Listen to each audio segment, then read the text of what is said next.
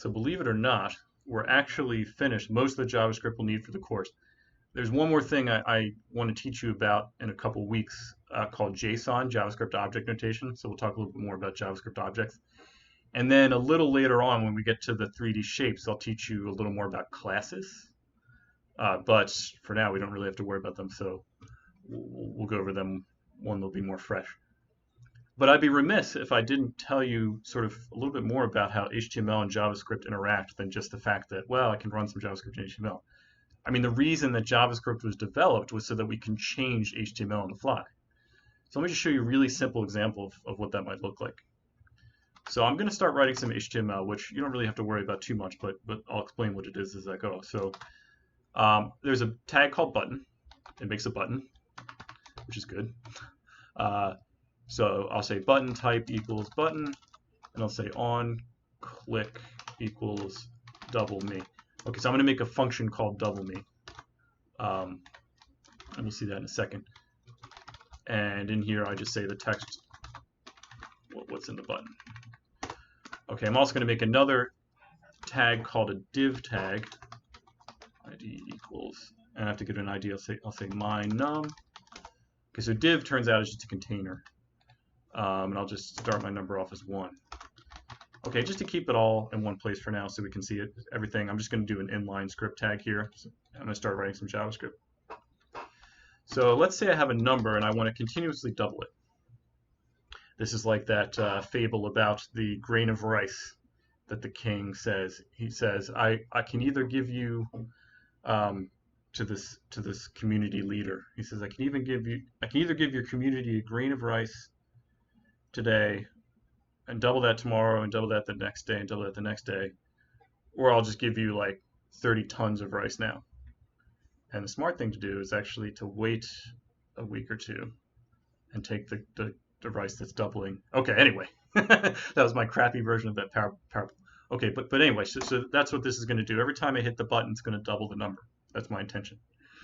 So let me actually figure out, okay, so again, I set the intention to define this function double me that will get called every time I press the button. So I'll say function double me, so let me define it here. And so then I'm just going to say num equals num times choose. So since I said let num equals 1, but that's actually in a scope that's within this whole block, so it also turns out to be in the scope of this function. Okay, so I can do that. First, let me just run this and see what happens. So you notice in the HTML page, here's this button. I'm going to press it a few times, and actually nothing's changing here because I haven't written that code yet. But if I type num here, you'll see it's actually gotten up to 64. Now I hit it again. If I type num, I see it's 128. Let me hit it a bunch more times. And now I see, whoops. Now I see that it is quite large. Okay.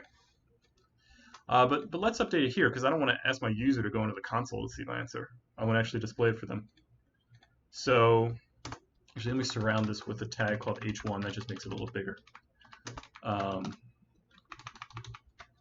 Okay, so what I can do is I can actually get a reference, get a variable that stores a reference to this HTML element here. I can say let display num equals document. So document is a global variable that refers to the DOM.